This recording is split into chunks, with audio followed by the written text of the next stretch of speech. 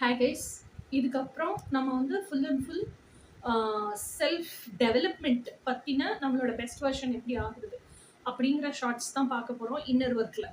Okay, இப்போ வரைக்கும் நம்ம நிறைய விஷயங்கள் நம்மளை பற்றி தெரிஞ்சுக்கிறது, நம்ம வந்து எந்த அளவுக்கு நெகட்டிவிட்டியோட செல்ஃப் கிரிட்டிசிசம் மோடில் இருக்கோம், நம்ம எந்த அளவுக்கு பனிஷ் பண்ணிட்டு இருக்கோங்கிறதெல்லாம் பார்த்து தெரிஞ்சுக்கிட்டோம். இப்போ இதுக்கு மேலே அதனுடைய பாசிட்டிவ் ஆஸ்பெக்ட்ஸ் பார்ப்போம்.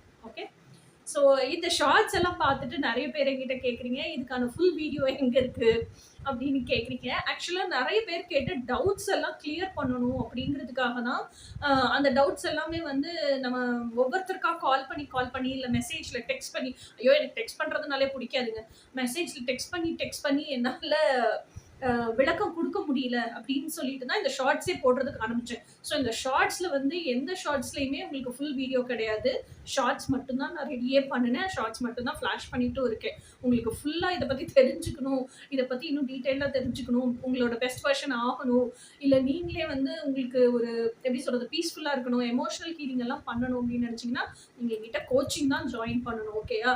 இதுவே வந்து நிறைய ஸ்டூடெண்ட்ஸ் எங்கிட்ட ட்வின் ஃப்ளேம் கோச்சிங் படிக்கிறாங்க, அவங்களுக்கு இருக்க டவுட் எல்லாம் கேட்டதுக்கு ஷார்ட்ஸ் மூலியமாக எக்ஸ்பிளைன் பண்ணிட்டு இருக்கேன். ஓகேயா?